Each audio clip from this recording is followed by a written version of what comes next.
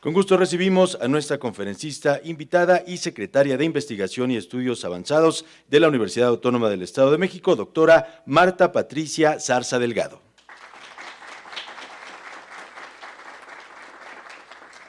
Nos acompaña también el jefe de la Unidad de Asuntos Jurídicos e Igualdad de Género del CEDIPIEM, licenciado David Enrique Echeverría Mercado.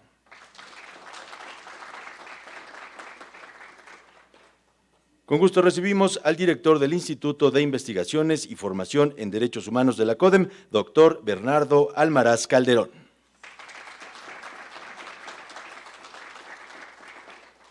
Distinguidas directoras y directores, compañeras y compañeros de la Comisión de Derechos Humanos, estudiantes de la Universidad Intercultural, sean bienvenidos. A continuación vamos a escuchar la bienvenida y exposición de motivos a cargo del doctor Bernardo Almaraz Calderón.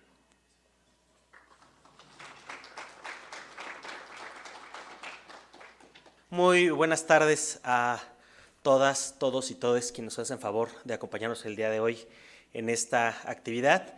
En primer lugar, quisiera reiterar el agradecimiento y el reconocimiento a la presidenta de la Comisión de Derechos Humanos del Estado de México, la maestra Mirna García Morón, quien nos hace favor de acompañarnos en esta actividad en la cual estamos arrancando una serie de acciones que ella ha instruido que se lleven a cabo por parte de la Comisión de Derechos Humanos del Estado de México. Ella nos ha pedido básicamente tres cosas: que estemos mucho más cercanos al sector académico; dos, que nos acercamos a los jóvenes, a los y las juventudes del Estado de México, que les mostremos todo lo que se hace dentro de la Comisión de Derechos Humanos y acerquemos de manera mucho más tangible el efecto que tiene los derechos humanos en nuestra vida cotidiana. Y el tercero es abrir las puertas de la Comisión, que es justamente lo que hoy se está haciendo para que el alumnado hoy de la Universidad Intercultural nos haga favor de estar acá. Agradecerle enormemente al rector de la Universidad Intercultural, a las personas, a los profesores que vienen acompañando hoy, a los alumnos de estas carreras que nos hacen favor hoy de acompañarnos, carreras relacionadas con el tema de salud, que sin duda van a aprovechar y estoy seguro que será de mucho interés para ustedes la conferencia magistral que tendremos el día de hoy.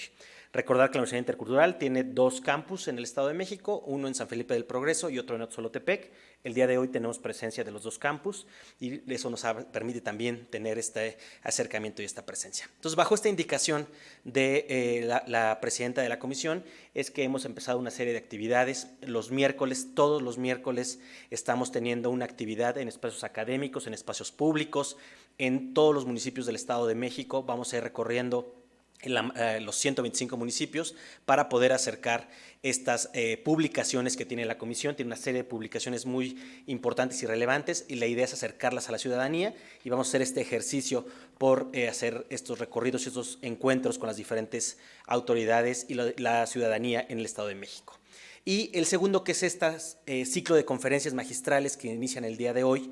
Todos los últimos jueves de cada mes tendremos una conferencia magistral relacionada con temas vinculados con derechos humanos en la práctica. Es decir, estos derechos humanos que los podemos entender desde el punto de vista jurídico, que los vemos desde una perspectiva a lo mejor muy teórica, cómo se aterrizan, cómo en la práctica, desde diferentes perspectivas, pueden ser aplicados en nuestra vida diaria. Y el día de hoy esta conferencia es muy, muy enriquecedora porque es de alguien que ustedes ya lo verán, nos explicarán más en unos momentos más, pero la doctora Pati Zarza, que es quien nos hace favor de acompañarnos el día de hoy, entre muchas otras virtudes, es una diseñadora industrial y se ha acercado en esta inquietud desde la ciencia poder facilitar y hacer palpables los derechos humanos para diferentes comunidades en el Estado de México. Entonces, su presentación me parece que va a ser muy acorde a este propósito que se busca desde la comisión, que es hacer tangibles los derechos humanos, como más allá de lo que dice la norma, de lo que dice la parte teórica, todos desde nuestro ámbito, en este caso desde el ámbito académico, se está haciendo algo para hacer tangibles los derechos humanos para todas las personas en el Estado de México. Pues sin más, sería este espacio para agradecer nuevamente la presencia de todos y todes que nos hacen favor de acompañarnos, a los que nos siguen a través de redes sociales, reiterarles la importancia que tiene para la Comisión de Derechos Humanos que se acerquen con nosotros, que conozcan nuestros productos editoriales, que conozcan nuestras actividades de formación, nuestra especialidad y maestría en derechos humanos, así como estas actividades que continuamente estaremos haciendo de manera itinerante a lo largo de todo el Estado de México. Muchísimas gracias por su atención y que disfruten esta conferencia. Gracias.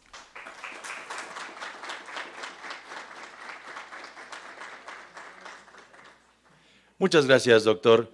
Antes de comenzar con esta conferencia magistral, les invito a conocer un poco de la amplia trayectoria de nuestra invitada a través de la siguiente videosemblanza.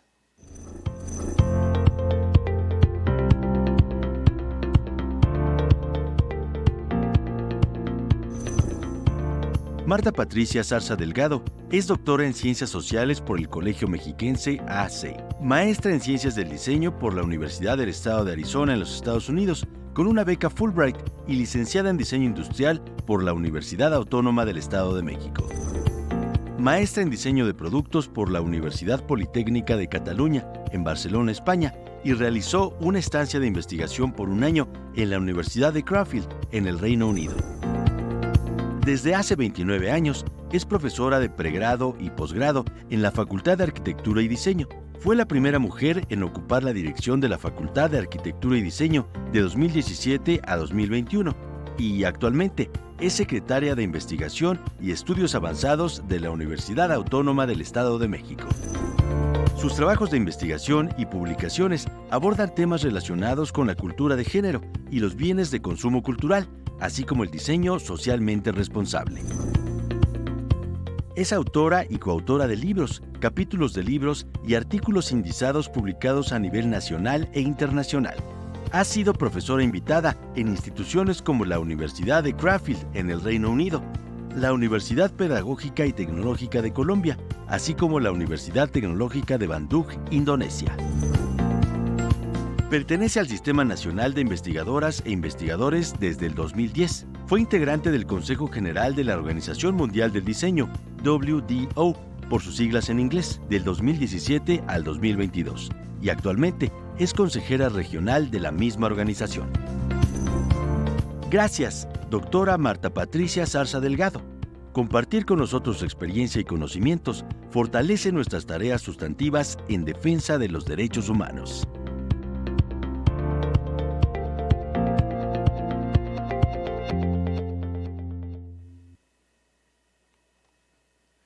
Queda en el uso de la palabra la doctora Marta Patricia Zarza Delgado con la conferencia Derecho Humano a la Salud de las Mujeres Indígenas, el caso de los fogones de leña en zonas rurales del Estado de México.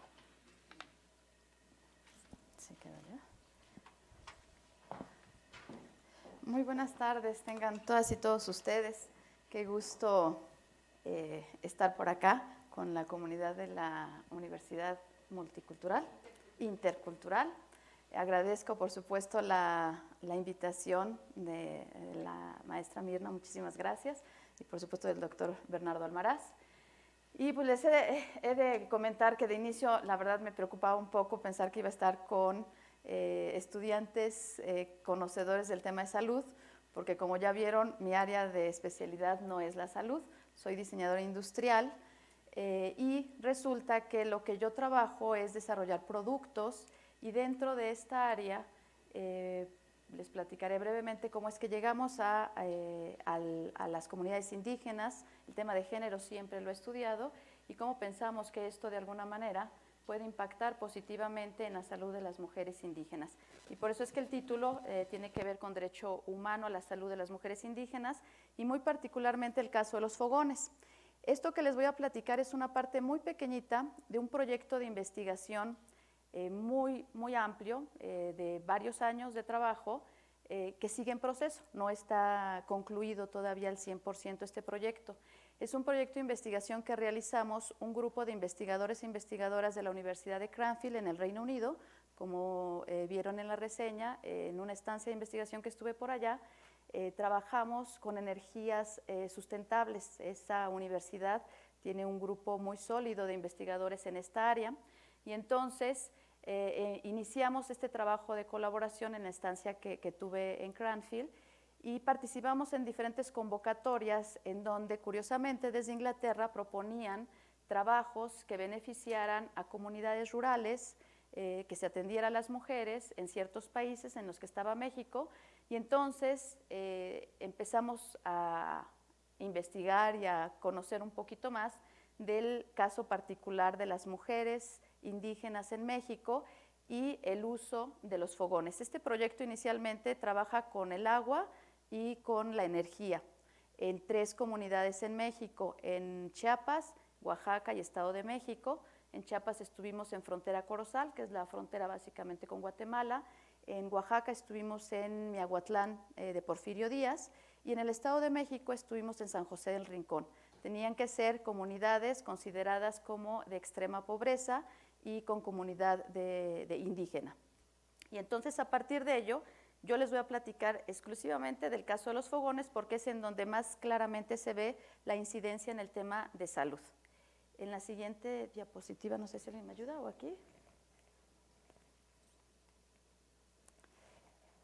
Bueno, como ustedes sabrán mejor que yo, y más la gente también de esta comisión, el derecho humano a la salud de las mujeres indígenas es un asunto que sin duda alguna presenta un desafío para la equidad y justicia social, pero también es un indicador muy relevante para que visualicemos a nuestro país en una condición de un futuro más inclusivo y sostenible. Es decir, no podemos hablar de una sociedad equitativa y justa si no se están incluyendo todos los derechos para todos sus ciudadanos y ciudadanas.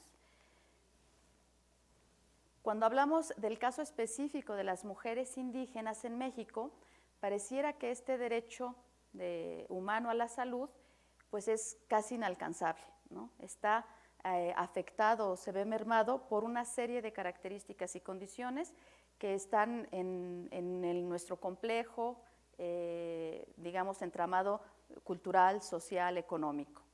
Y eso hace, evidentemente, que sea también complicado resolver estas problemáticas.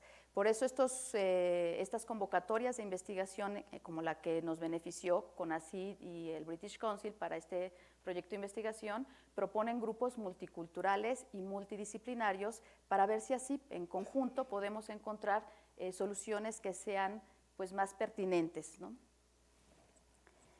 Dentro de las diversas barreras que existen para que las mujeres indígenas en México puedan acceder al derecho humano a la salud, pues uno de los más relevantes, sin duda alguna, es el de la pobreza.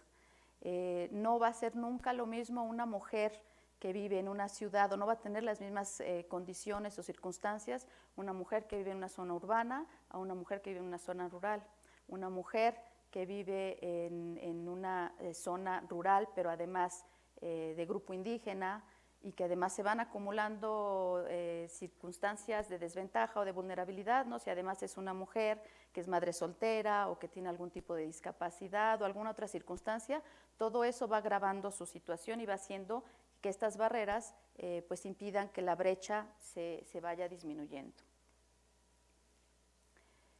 Entonces, bajo este esquema muy general de inicio, lo que nosotros planteamos fue un proyecto de investigación en el modelo de investigación acción participativa.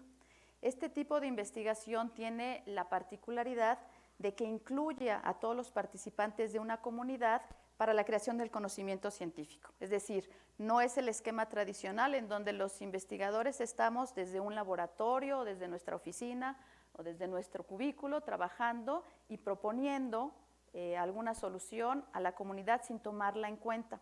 A veces haciendo algunas encuestas o algo de información que recolectamos y hasta ahí. Nosotros proponemos y les decimos qué es lo que deben hacer y cómo lo deben hacer. En este tipo de investigación, acción participativa, más bien la comunidad está involucrada y está participando en la generación del conocimiento, sea del tipo que sea. Otra particularidad de este tipo de investigación, acción participativa, es que respeta y valora las tradiciones y conocimientos de la comunidad, en estos casos particulares de la comunidad indígena. Y entonces, todos los actores son parte de las soluciones que se den del problema que se esté atendiendo, ¿no? Y con esto se aseguran varias cosas. Por principio, que estamos entendiendo la circunstancia desde la situación de vida de las personas de la comunidad y no desde nuestra situación de vida, que eso hace una diferencia significativa. Pero sobre todo para el caso de productos como lo que yo realizo, objetos, es mucho más fácil la apropiación del producto porque ellos son parte de, ellos hacen propuestas, ellos nos dicen qué es lo que quieren, cómo lo quieren, qué necesitan mejorar de su condición de vida. Y por eso este tipo de investigación resulta pues muy relevante para el ejercicio que realizamos. Y en la misma línea pues está el trabajo de diseño. También hay una modalidad de diseño que es el diseño participativo o diseño centrado en el usuario, en donde literalmente el aprendizaje es colectivo. Nosotros aprendemos de la comunidad y la comunidad aprenderá un poco de lo que nosotros podamos llegar a aportarles. Esto resultaba muy relevante en este proyecto de investigación porque teníamos algunos ejemplos de diseño de fogones de leña que habían sido, algunas opciones de alternancia de eliminar los fogones de leña por fogones o por estufas solares, no son fogones, en ese caso serían estufas solares, en la India y en China, en donde el gobierno había invertido una gran cantidad de esfuerzo y de recurso económico para implementar esta modalidad en las zonas rurales, sin considerar la participación de las comunidades. Y lo que ocurrió, pues evidentemente fue un enorme fracaso. Y distribuyeron en toda la India estas estufas solares, con las desventajas que además todavía tienen. Se siguen trabajando en esta idea, pero todavía tardan más del doble de una estufa de leña en cocinar, ¿no? Que es principalmente para lo que lo utilizan. Requieren evidentemente estar fuera de la casa, de la vivienda, y pues si está nublado o no hay suficiente sol, tampoco resultan tan eficientes. Entonces, además de todo eso, si no se considera la cultura y el contexto, entonces es muy probable que no se apropie la comunidad de esa propuesta por más beneficios que nosotros le podamos implementar o comentar a la gente. Entrando ya de lleno al proyecto en particular, bueno, los antecedentes que dan pie a este proyecto pues parten de lo que Naciones Unidas menciona sobre la igualdad de género, en donde sostiene que el mundo de hoy tiene una brecha significativa en el desarrollo sostenible y el bienestar social, que está diferenciado entre los países ricos y los países pobres, y dentro de estos países entre las zonas urbanas y las zonas rurales, pero también entre hombres y mujeres. Y en este sentido habla particularmente justo de la energía y el agua como dos servicios que son esenciales cuando hablamos de la igualdad y de la equidad. Es decir, cuando hace falta agua en una zona rural, las que lo sufren más son las mujeres. Ellas son las encargadas principales de ir a recolectar el agua, de llevar a cabo todas las actividades que requiera el cuidado de la familia, del hogar, en donde está involucrado tanto la energía como el agua. Y entonces, pues era un tema que había que atender. Particularmente en México, los patrones de consumo de energía se caracterizan por una alta dependencia de la biomasa, siendo la cocina el principal consumo de energía. Es decir, todavía hay un alto porcentaje de mujeres que cocinan en este país con leña. Para las mujeres en estas condiciones, pues generalmente caminan largas distancias para recolectar agua y leña, que son dos de las condiciones principales de escasez en las zonas rurales de extrema pobreza, además, evidentemente, de realizar las tareas básicas de subsistencia, ¿no? Estas fotografías son parte del proyecto. Las mujeres, si no tienen agua en su vivienda, pues tienen que recorrer también, por ejemplo, para el lavado de la ropa, ¿no? Ir a los ríos más cercanos. Y todo esto, además de consumir mucho tiempo, pues evidentemente también disminuye su bienestar físico, es decir, es cansado, cargar la leña, todo esto va afectando también en cuestiones de salud.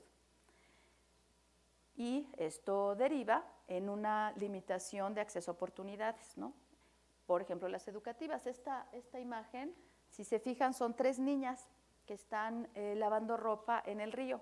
Esta imagen la tomamos un lunes de escuela normal.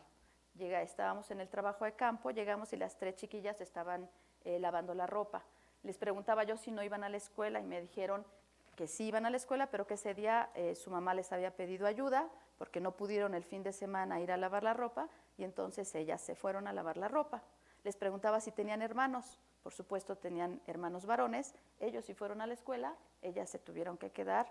Además, la más chiquita, de verdad, como 7 añitos tenía, muy pequeñita, y las 3 estaban lavando la ropa en el río.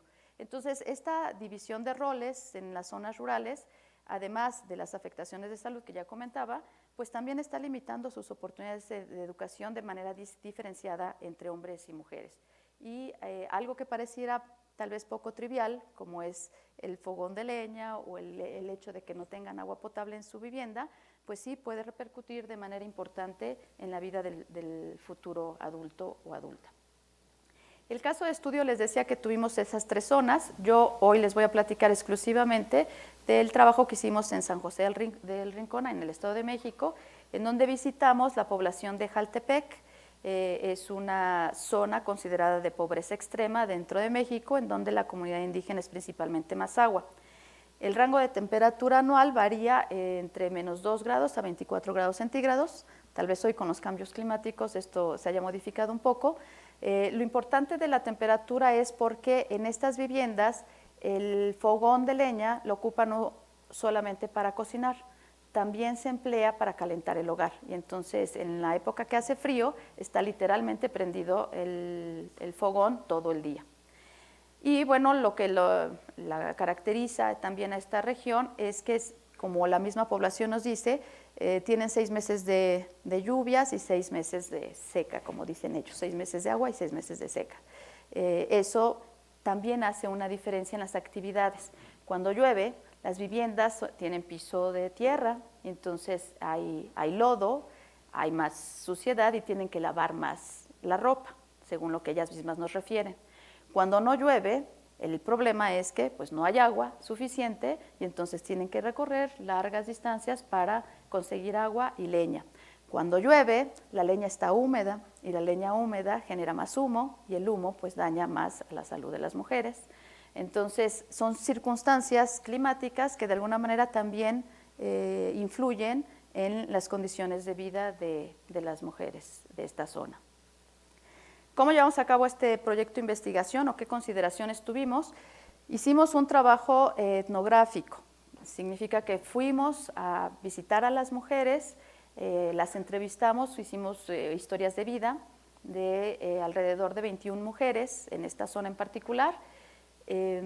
Hicimos fotografía etnográfica, de la cual a ese libro que hoy traigo también para distribuir ahí algunos ejemplares.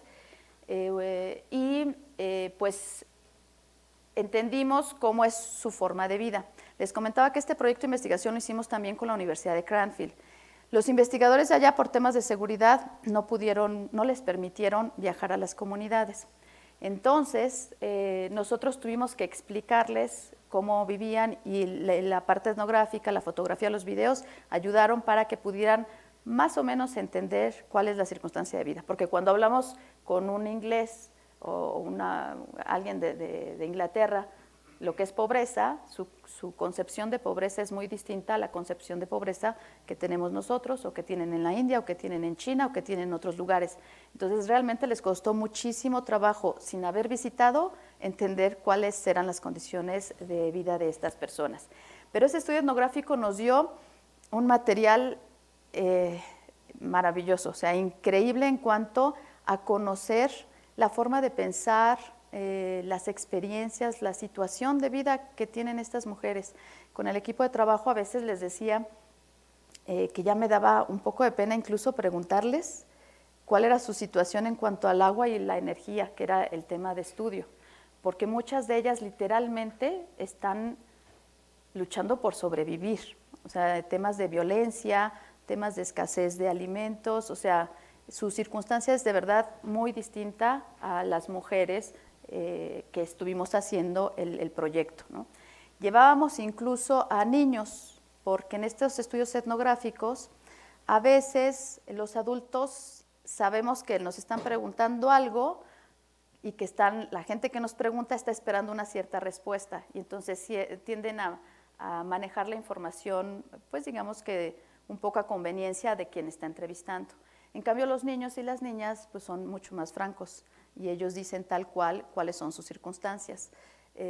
Por contarles una anécdota muy sencilla, Yo iba con mis hijos, los dos tenían 6 años en ese entonces, y uno de ellos le tenía miedo a la oscuridad. Y entonces cuando regresamos a casa ese día después de hacer el trabajo de campo, sin que yo le dijera, ¿te fijaste, hijo? ¿Cómo viven? Yo nunca mencioné algo. Simplemente nos acompañó y él estuvo platicando y jugando con los niños de la comunidad. Cuando regresamos en la noche al acostarlo, me decía mi hijo Patricio, mamá, un niño de 6 años, él solito hizo su reflexión. Me dice, qué afortunados somos, porque fíjate, los niños que vimos hoy, ellos tienen letrinas que están muy, muy lejos de su casa.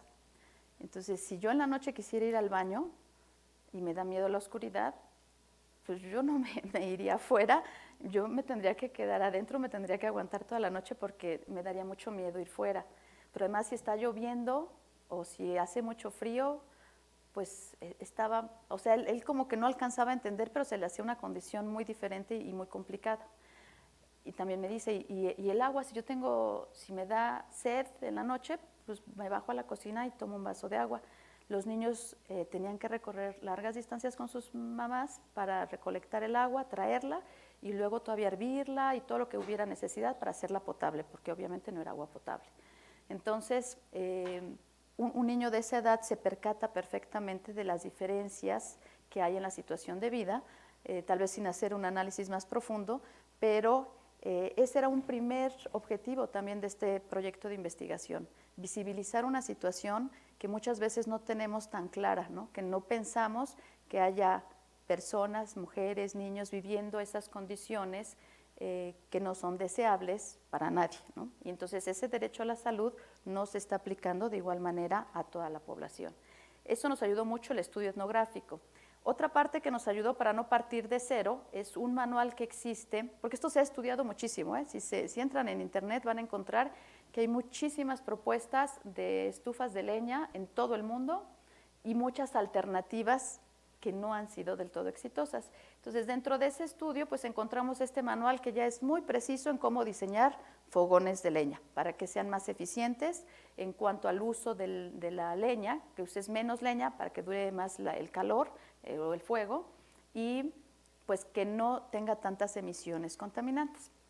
Ese manual nos sirve mucho, pero sobre todo un estudio comparativo que realiza esta asociación de Aprovecho Research Center junto con la UNAM, en donde hacen un estudio comparativo de muchos fogones o estufas de leña que se usan en el país en ese momento. Y en ese estudio identifican que no hay uno solo que cumpla con las normas de salud en cuanto a emisión de contaminantes, ¿no? El que más, digamos, palomitas, por decirlo de alguna manera muy sencilla, tuvo es una estufa que diseña justamente la UNAM, que se llama la estufa Pazzari, a lo mejor algunos de ustedes la han escuchado. Es una estufa que tuvo su predecesora, que fue la estufa Lorena, aplicada y también generada en conjunto con comunidades indígenas, pero de Michoacán. Y la gran ventaja de esta estufa es que logra una mayor eficiencia térmica. Lo que eso significa es que con menos leña mantienen el calor, literalmente con la mitad de leña que tradicionalmente cocinan las mujeres que utilizan estas estufas, con la mitad de leña mantienen el mismo calor y pueden cocer la misma cantidad de alimentos y eso pues beneficia tanto al medio ambiente como al tiempo que le dedican estas mujeres a recolectar la leña. Entonces, esto nos ayuda para no partir de cero y entonces iniciar con el proyecto, con la propuesta de la estufa Pazzari.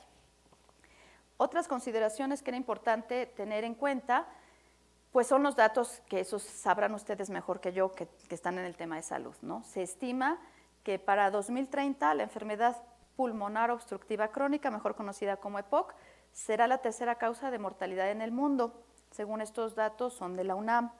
Evidentemente, aquí está considerado también las mujeres y varones que fuman, pero un alto porcentaje es justamente el tema de las mujeres que cocinan con estufas de leña. La OMS también refiere que este padecimiento de EPOC es causante de 2.8 millones de muertes al año aproximadamente, y ya particularmente en México, y ese dato lo traigo aquí porque no soy tan buena para las cifras, Pero según datos del 2020 del INEGI, en el Estado de México, bueno, en el país hay 4.85 millones de viviendas particulares cuyo principal combustible para cocinar es la leña o el carbón. O sea, hay todavía un alto número de viviendas en estas condiciones. En el Estado de México particularmente hay 241.589 viviendas particulares con cocina de leña. Y no todas estas estufas de leña tienen chimenea, ¿no? Que disminuye un poco, aunque no elimina, porque la Patsari que les decía que no cumple con estos estándares, tiene chimenea. A pesar de la chimenea, no cumple con estos estándares de salud. Y en otra cifra que encontré también más reciente, se habla que el 16% de las mujeres dedicadas al hogar en México utilizan estufas de leña para cocinar o calentar sus hogares, con todos los perjuicios que esto conlleva para su salud. Este proceso de diseño entonces estuvo dividido en 3 partes. El estudio etnográfico, que ya les refería, que lo tuvimos que hacer los investigadores e investigadoras de la OMX. El diseño y construcción de los prototipos, que les voy a mostrar a continuación, pues son prototipos que diseñamos en conjunto, ahí sí con los ingenieros e ingenieras de la Universidad de Cranfield, con nosotros. Y luego la implementación nuevamente recayó en la Universidad Autónoma del Estado de México, hasta donde vamos. Les decía, no es un proyecto concluido, aunque ya tenemos, pues, digamos, una propuesta que es bastante alentadora desde nuestro punto de vista. En el estudio etnográfico, pues, ¿qué identificamos? Las principales cuestiones, los problemas identificados por el uso de leña para cocinar los alimentos, está entre uno de sus principales problemas el que tienen que caminar largas distancias para recolectarla. Estas comunidades no tiran los árboles, porque a veces las han culpado mucho a las comunidades indígenas de ser las responsables de estar talando los bosques. Ellas, y ahorita van a ver una imagen, recolectan las ramas que se caen de los árboles, las ramas secas, entre más secas mejor, porque las van a ocupar justamente para hacer fuego, ¿no? En el mejor de los casos tienen burros en algunas ocasiones para cargar sus ayates o costales, como les llaman, y de la leña que van recolectando. Esta situación seguramente, si han ido a zonas rurales, les ha tocado ver a los niños y mujeres cargando la leña. Cargarlo una vez o 2 veces no es mayor problema, pero cargarlo cotidianamente, pues evidentemente que también tiene una afectación a la salud, ¿no? En daños musculoesqueléticos que están también referidos en este sentido. Más o menos se calcula que que cargan 2 kilogramos de leña. Ahí está el ayatito, es como con un rebozo, ahí juntan las ramas que van recolectando. El consumo promedio por persona se estima en 3 kilogramos por día, lo que implicaría aproximadamente 5 toneladas por familia cada año, según algunas estimaciones que se han hecho en otros estudios. No es información nuestra. Las mujeres y los niños son los que están más expuestos. Las mamás están normalmente con sus hijos en la cocina haciendo todas las labores del hogar, principalmente la cocción de alimentos. Y entonces son los dos que sufren más el tema del humo de las estufas. Esta situación obviamente daña el tracto respiratorio y los ojos. Es muy común que estas mujeres a corta edad tengan problemas de cataratas, el tema de EPOC, por supuesto, y también es muy común el tema de las, no es como bronconeumonías, neumonías que también se han visto relacionadas con el tema de esta circunstancia de usar las estufas de leña. Aquí hay algunas imágenes que espero que sean claras más o menos. Esta es la imagen la más tradicional, la más típica, en donde no tienen una estufa a la altura de la persona, sino está al nivel del suelo, literalmente 3 piedras y ahí cocinan, ¿no? Es clara la imagen de la cantidad de humo que emana y que están respirando. Esta es otra de las versiones que encontramos en la comunidad, una estufa también muy básica, sin ninguna chimenea, y claramente se puede ver, bueno, espero que ustedes lo vean bien allá, y si no tal vez en las pantallas, todo lo negro que está en las paredes, que eso significa todo el humo, es el humo y el hollín o las partículas suspendidas que se llaman, que es literalmente el hollín que respiran y que es lo que hace mucho daño también. Bueno, ahí está todo el humo. Y si se fijan, en muchas de las fotos está justamente los niños o niñas que acompañan a sus mamás. Esta es otra estufa, un poco más elaborada, si lo queremos decir de alguna manera, porque está construida exprofeso. No tiene chimenea, solamente tiene el comal, y pueden ver también la pared, ¿no? O sea, la emisión del humo en donde están cocinando cotidianamente, pues es importante. Aquí hay dos de las mejores opciones que encontramos en la zona, ¿no? La estufa, esta es ya de hecho la que repartió el gobierno en algún momento, las estufas Pazzari. Están como prefabricadas y ya la persona tiene que hacer solamente la base y la coloca. Esta Pazzari es la que es el caso de allá, es la que tiene mayor eficiencia energética según el estudio previo que se hizo y tiene su chimenea. A pesar de ello, si se fijan, bueno, en la de allá además tienen dos, en algunas ocasiones usan las dos, la del nivel del suelo y la elevada.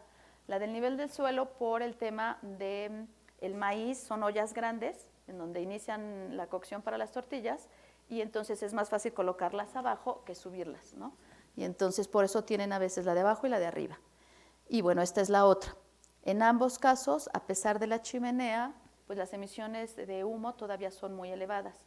No alcanzan ninguna de las normas o estándares de salud que tenemos en México y mucho menos en Inglaterra, que son un poquito más rigurosas o estrictas. En muchos casos vimos que les otorgaron la Pazzari y la usuaria le quitó la chimenea. Ellas nos decían, como sus casitas son de techos de lámina, decían es que en la época de lluvias pues por ahí se mete el agua y entonces preferían quitarle la chimenea, lo cual pues no beneficiaba porque era más perjudicial en el tema de salud. Entonces, a partir de esto muy resumido del trabajo etnográfico específico para las estufas, establecimos algunos parámetros de diseño y obviamente con toda la plática que tuvimos con las personas de la comunidad.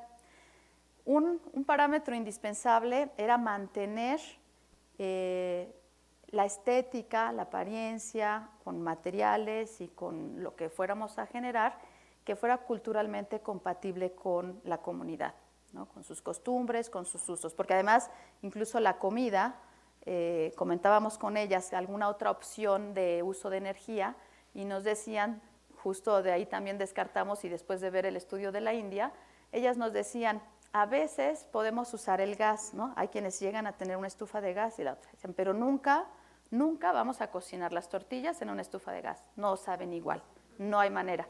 Ni los frijolitos, ni las salsitas, eso no va a ser igual en la estufa de gas. Entonces, teníamos, desde el inicio nos quedó claro que no podíamos buscar una opción de energía alterna porque nos iba a ocurrir muy probablemente lo de la India, que no lo usaran del inicio, que tal vez tenía que ser progresivo y poco a poco y probando con algunos guisos, pero en lo general ellas deciden cocinar con leña porque eso le da un sabor especial a su comida y es como les gusta. Entonces ese fue un primer parámetro de diseño que no podíamos despreciar.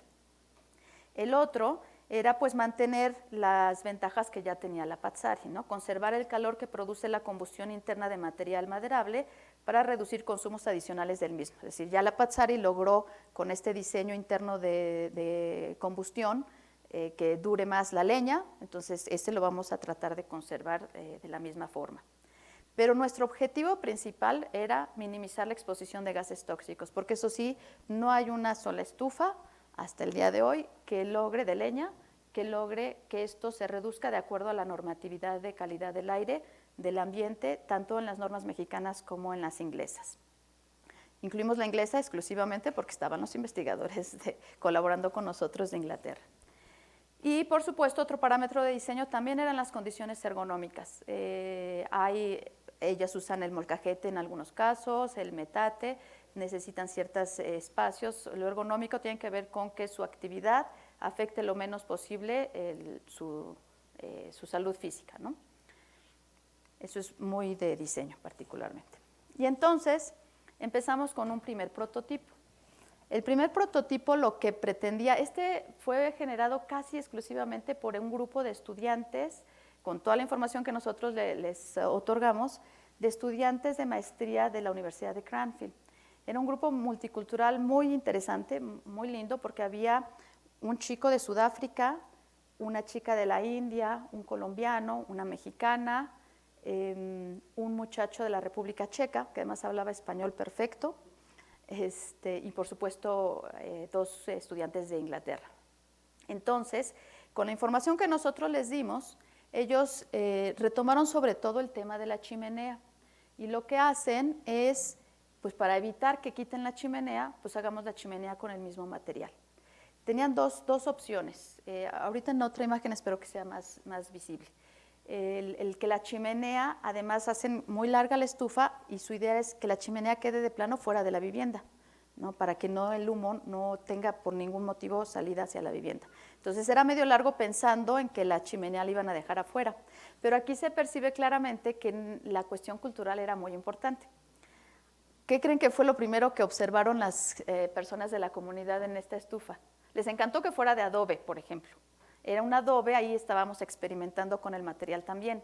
Este adobe no se cose, es un adobe que con la presión que se le genera es suficiente y no se desmorona. Y nosotros pretendíamos que con el calor de la estufa acabaría cociéndose el adobe, ¿no? Iba a funcionar bien. Y la apariencia, esa les encantó, el adobe les gustó. Tiene una puertita acá para ir nivelando la entrada de aire o oxígeno que requiere para la combustión. No puede haber combustión si no hay oxígeno. Entonces, la idea era como regularle para que no hubiera tanta emisión de humo por esa vía. Lo que les comentaba de la chimenea, que fuera del mismo material, para evitar esa tentación de quitar la chimenea. Pero ¿qué creen que fue lo primerito que observaron las mujeres de la comunidad? Sí, esta es la plancha para lo que sería el comal, pero que es, además de la estructura metálica, ¿qué es lo que te llama la atención? Exacto, pues es cuadrada. O sea, los extranjeros no tienen la menor idea de la tortilla, no tienen un referente cultural. Y entonces lo primerito que dijeron ellas, está muy bien, pero tiene que ser redondo el comal, no hay manera que sea cuadrado, ¿no? Entonces, esa fue una primera observación de la gente de la comunidad, ¿no? Ahí es donde entra toda esta parte cultural, ¿no? Que es importantísima considerarlas e involucrar a la comunidad. Entonces, ese fue un primer aspecto, pero además como el comal solo lo sobrepusieron, ahí había mucha emisión de gases. Ese era un tema que ahí no nos estaba beneficiando. Y las dimensiones eran, si se fijan, la señora es muy bajita como yo, y las dimensiones, ella estaba muy contenta con las dimensiones. Otra observación que hicieron ellas y que también es muy clara, no sé si se fijan, no hay espacio para trabajar. ¿Cómo? Sí, en realidad es otra condición. Sí. No tienes nada, pues necesitas en dónde vas a hacer las tortillas, en dónde, o sea, una superficie para trabajar. Esta no tenía la superficie, ¿no? Para trabajar. Trabajar de pie, fíjate que ellas prefieren trabajar de pie, al menos este grupo de mujeres que nos apoyaron, nos decían, está bien de pie porque, o sentadas, pero preferían, de hecho, la elevación de la estufa, nada más que no estuviera muy alta porque entonces ya ergonómicamente no es adecuado. Entonces esta fue la primera propuesta. Acá intento mostrarles cómo es el ingreso, ¿no? Donde es la cámara de combustión y luego cómo fluiría el humo, que es lo que estamos tratando de evitar que se quede en la vivienda.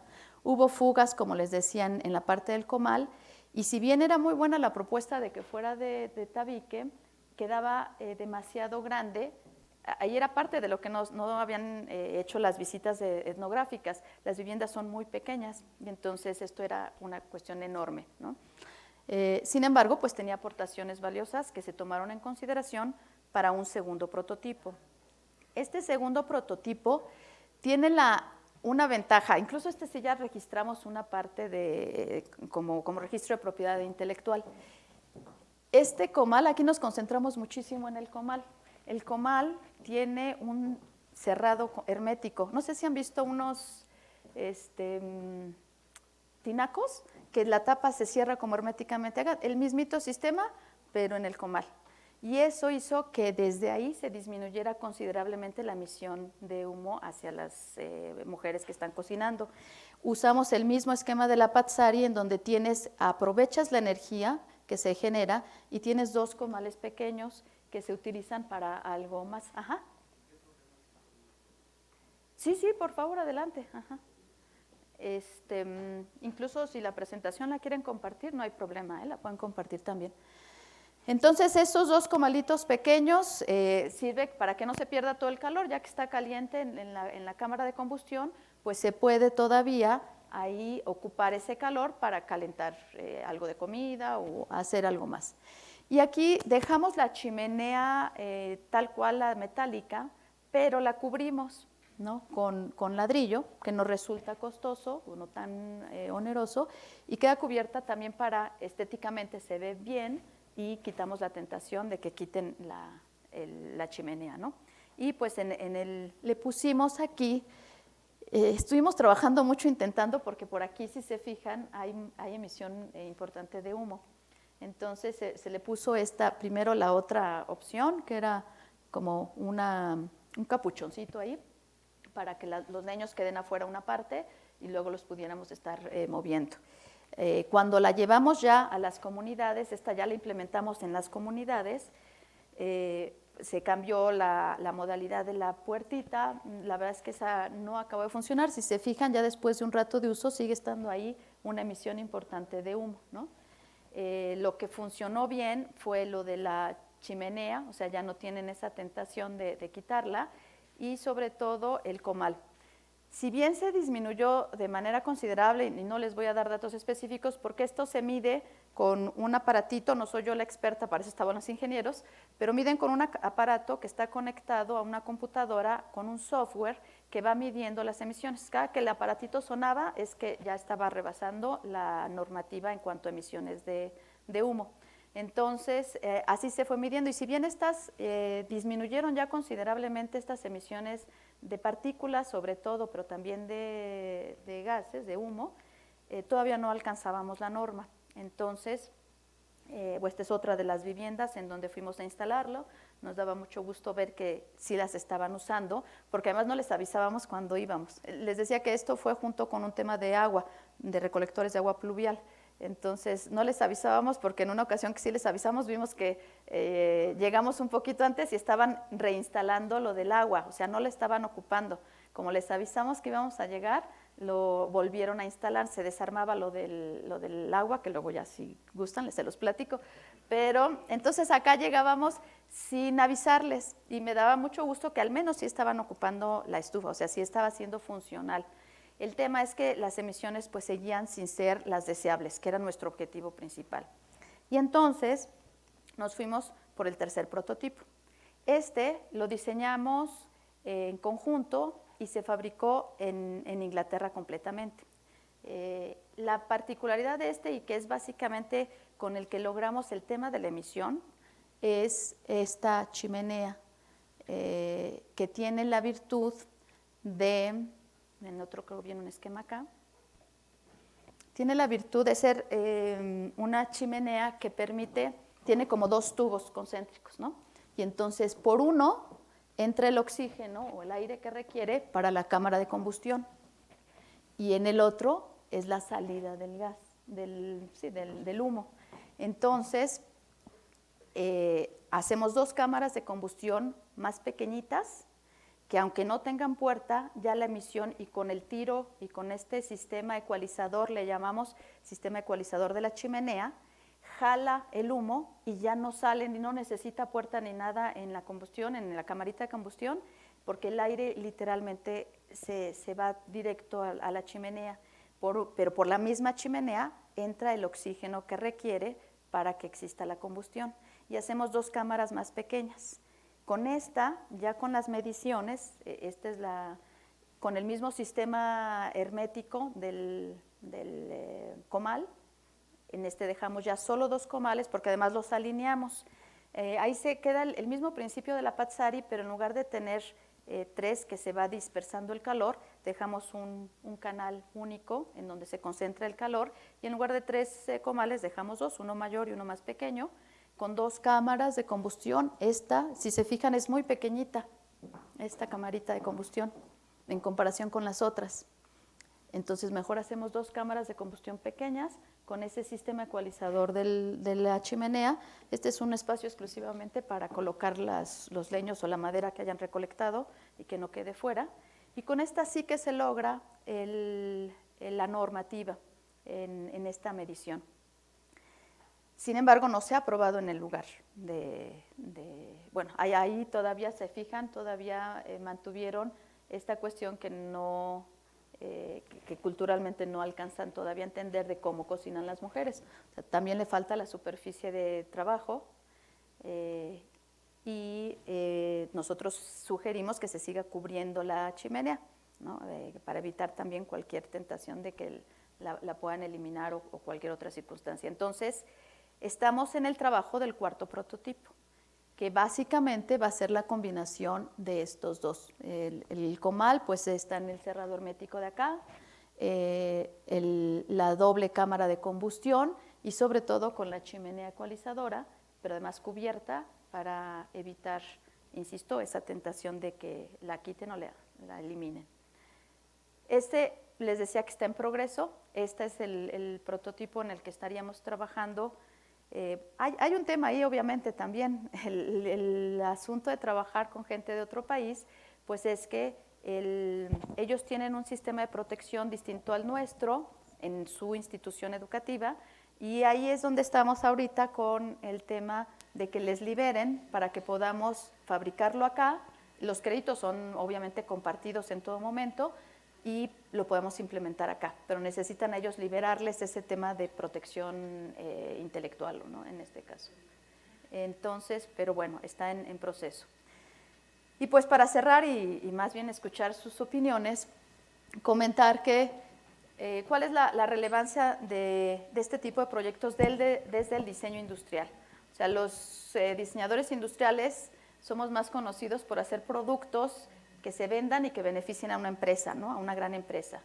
Es interés personal y además también una tendencia ya en el área de diseño, el que cada vez más los diseñadores atendamos problemas prioritarios de la sociedad, que haya esta conciencia social, se le está llamando así diseño con responsabilidad social. Y entonces la relevancia de este estudio, pues de alguna manera permite que la gente de mi gremio ponga más atención en estos problemas prioritarios a atender, pero además que conjuntemos esfuerzos para poder mejorar las condiciones, en este caso particular, de las mujeres indígenas, ¿no? de nuestro estado y de nuestro país, y si todo sale muy bien, a lo mejor es una buena opción que podría utilizarse en muchas otras partes del mundo, en donde el uso de las estufas de leña sigue siendo muy amplio. Y con esto, pues colaborar de alguna manera para reducir la pobreza y contribuir con un desarrollo sostenible. La salud de las mujeres indígenas me queda clarísimo que debe ser una prioridad en nuestra agenda de derechos humanos, acá lo sabrán mejor que yo, pero sobre todo se van a exigir acciones muy concretas, con compromisos muy claros y una colaboración compartida para que entre todos podamos lograr que estos derechos pues sean igualmente aplicados para toda la sociedad, ¿no? En general. En algún momento también esas historias de vida se las podría compartir en tema de género.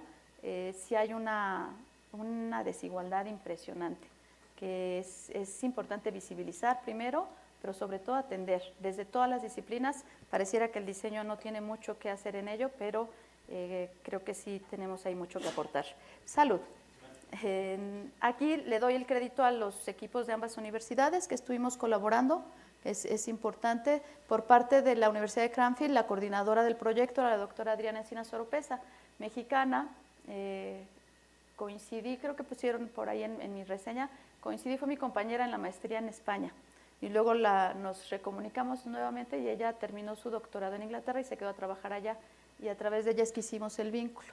Y de la parte de la universidad, yo fui quien coordinó este proyecto, quien coordina este proyecto hasta el día de hoy. Y pues por mi parte eso sería todo, quedaría yo a la orden por si tienen algún comentario o pregunta. Muchas gracias.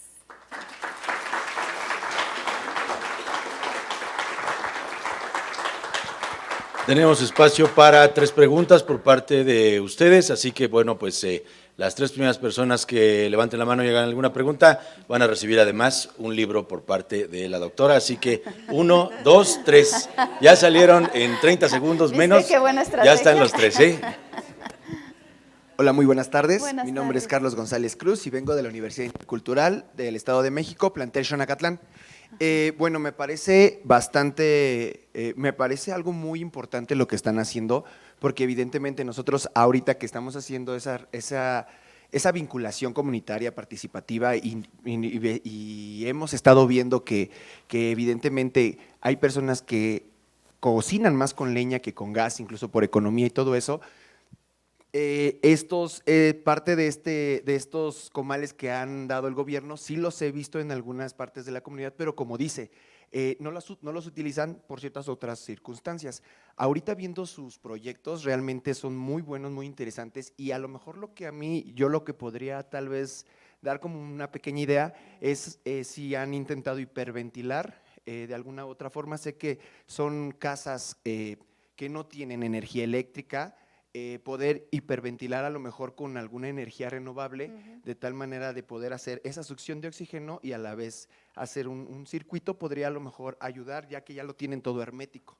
Y ya nada más sería la cuestión como en declinación para cuando metan la leña y que no se les ponga más hollín en la parte de enfrente, y a lo mejor eso podría ser una pequeña ayuda.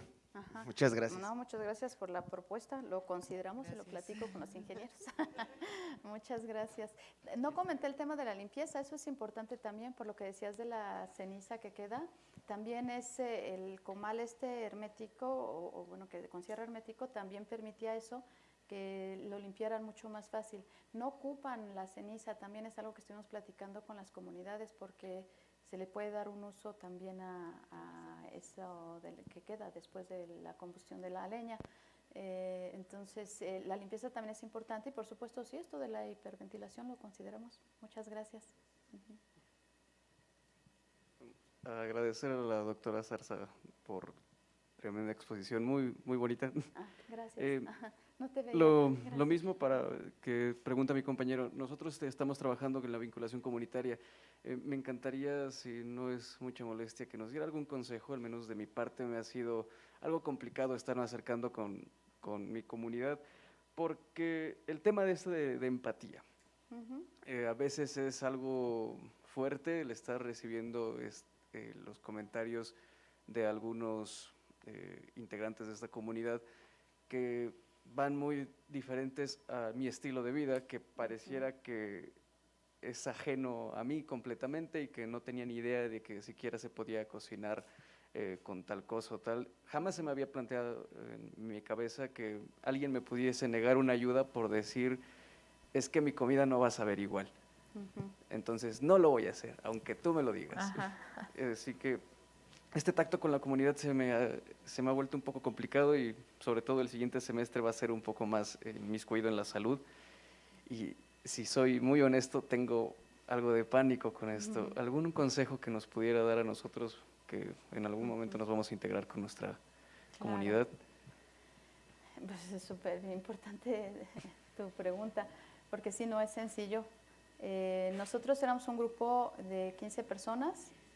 Digo que incluimos niños, que yo creo que eso siempre es una ayuda, porque los niños muy fácilmente entablan comunicación y se ponen a jugar juntos, y no, entonces eso ya hace como un punto de coincidencia, ¿no? O sea, ya ahí aligera pues la situación. ¿Cuántos años tiene tu hijo? Ah, mira, el mío tiene tantos, y en qué grado va, el mío tiene, ya hace como algo de ahí de coincidencia. Esa sugerencia nos la dio una socióloga que iba con nosotros. En este grupo de 15 personas que íbamos, había psicólogas, sociólogos, del área de humanidades y del área de diseño. En diseño, esto lo manejamos un poco porque pues tenemos siempre que estar platicando con usuarios del producto que estamos desarrollando, pues tenemos que establecer contacto con los posibles usuarios y trabajar con ellos. Yo no sé si eso fue una estrategia que nos funcionaría, fue simple sentido común. A ver, vamos a ir a quitarles un poco de su tiempo, a las personas. Hay una persona que nos hace el contacto, que por cierto fue de aquí,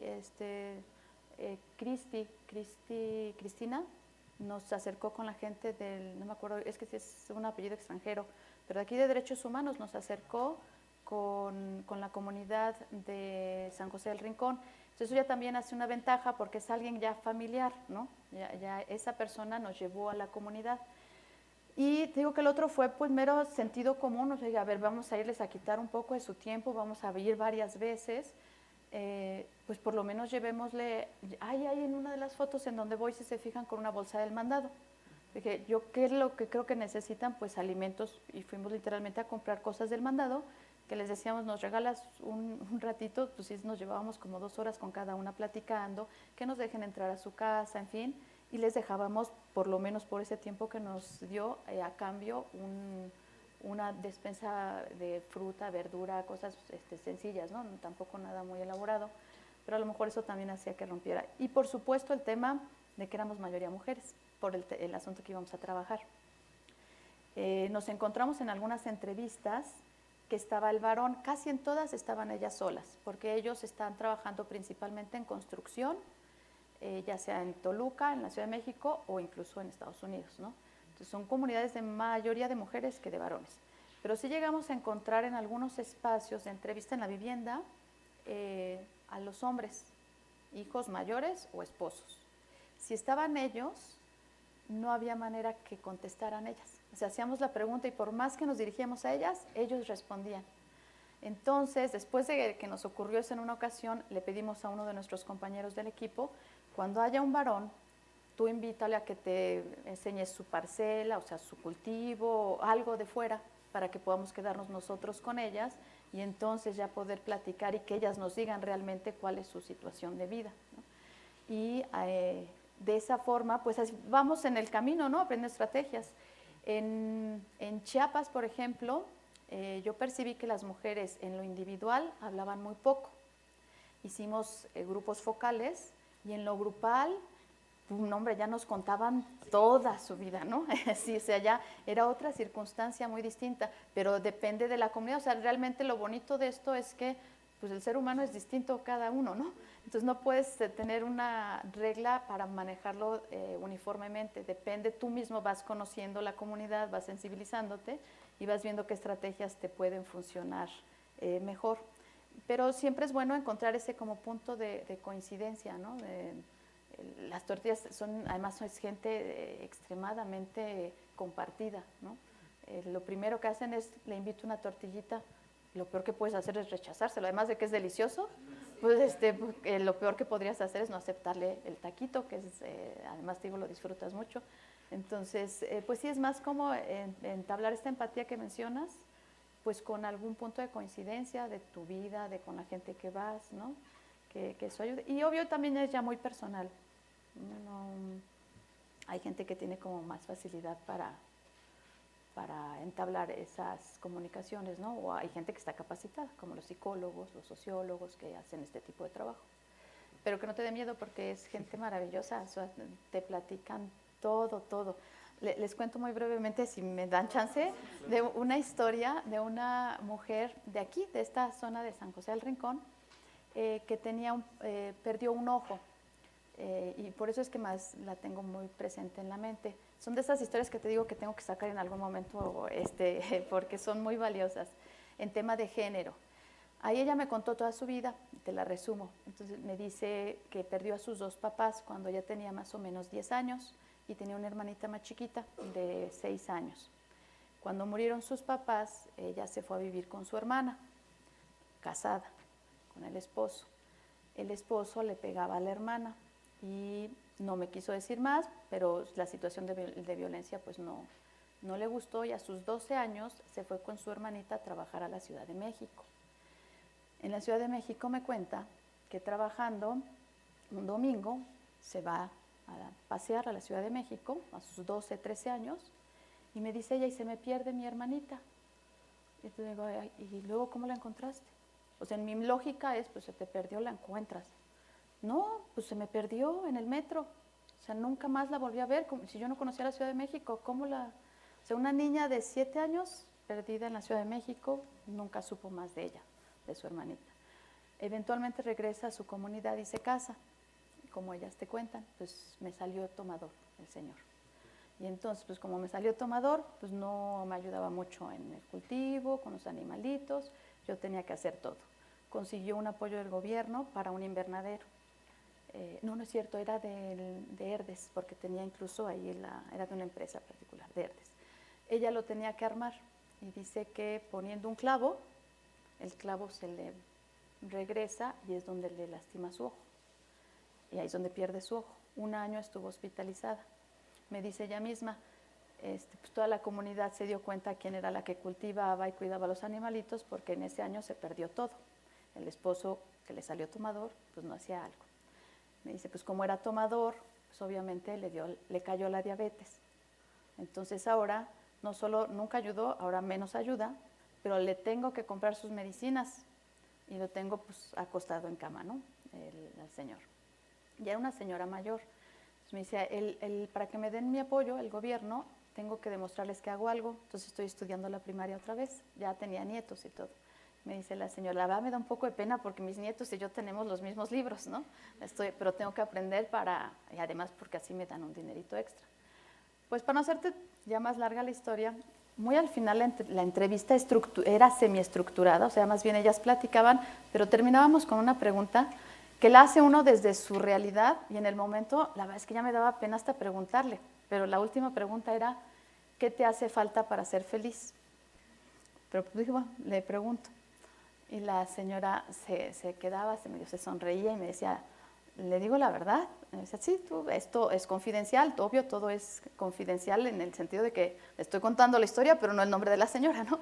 Las fotos que ven en el libro que les compartimos, pues todas tienen su autorización, obviamente. Entonces sí le digo, no, pues con toda confianza. Y me dice la señora, la verdad, que se muera el señor. O sea, ha sido una complicación en su vida. No le ayudó en mucho, ¿no? En mucho. O sea, el tema de género es tan fuerte y son realidades tan distintas que uno no se lo acaba de imaginar hasta que no te lo cuentan. Ahí la cuestión de género de verdad que sí es en estas comunidades. En Chiapas fue en la zona más severa. Una violencia, porque allá había mucha violencia física. Impresionante, una violencia, literal ahí sí es de supervivencia. Y lo peor es que no son solo los esposos, los hijos. Como hay mucho, no solo alcohol, hay mucha drogadicción en esa zona de la frontera, pues los hijos pegándole a las mamás, o sea, en circunstancias de verdad muy, muy complicadas. Sí, son temas que tenemos que atender. Aquí está más tranquilo, dentro de todo, ¿verdad? Gracias por la pregunta. Hola, bueno, yo tengo la pregunta de qué tan difícil fue adaptar el fogón a las culturas que de cierto modo desconocemos y qué obstáculos se tuvieron, a lo mejor y usted como representante siendo mujer. Gracias. ¿Obstáculos en qué sentido? ¿Para implementarlo en las comunidades? Ajá, de cultura y bueno, está muy arraigado esto de, ay, pues es mujer. O sea, ya te entendí. Sí, ajá, sí. por el hecho de ser mujer y porque no sí. conocemos una cultura. Claro. Sí, por supuesto. Cuando se trata de algo que se va a construir, pues le dan mayor credibilidad a un varón, ¿no? Cuando fue el temblor del 2017, desde la Facultad de Arquitectura y Diseño estuvimos apoyando, por ejemplo, a comunidades para comentarles si la vivienda estaba en condiciones para seguirla habitando o no, por lo severo que había sido el temblor. Y yo no soy arquitecta, pero iba con un grupo de 2 mujeres arquitectas y literalmente les decían los varones, no es que tú no me puedes venir a decir, yo sé, y aquí mi casa sí aguanta. Ellas, por más que les explicaban, te tienes que salir porque no, ¿y tú quién eres? Soy arquitecta. No, yo soy constructor, yo soy albañil, yo sé más. Por el simple hecho de ser mujer era más complicado. En este caso, yo creo que lo que ayuda es que tiene que ver con la cocina.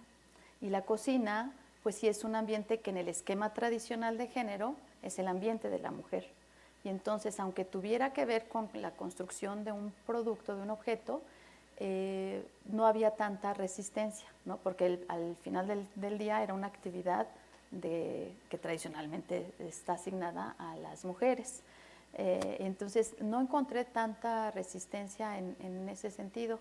Y te digo que nos organizamos, éramos un grupo de mayoría mujeres y los varones estuvieron más enfocados a la parte de la fotografía etnográfica y a este ejercicio que te decía que si había algún varón nos ayudaran a que les explicaran otra parte del contexto y otra circunstancia para que no estuvieran ahí dentro.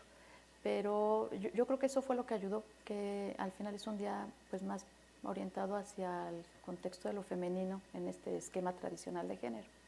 No sé si con eso más o menos contesto tu pregunta. Gracias. Muchísimas gracias, doctora. Le brindamos un fuerte aplauso, por favor, por esta brillante exposición. Y ahora le solicitamos atentamente a nuestra presidenta y también al director del instituto, sean tan gentiles de subir al escenario para hacer la entrega del reconocimiento.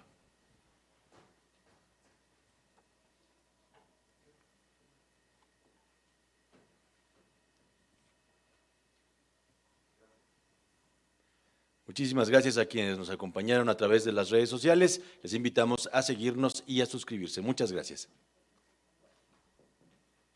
Muchas gracias.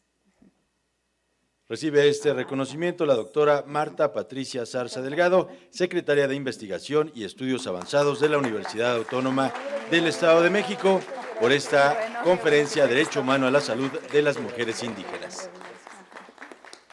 Acá lo presumimos.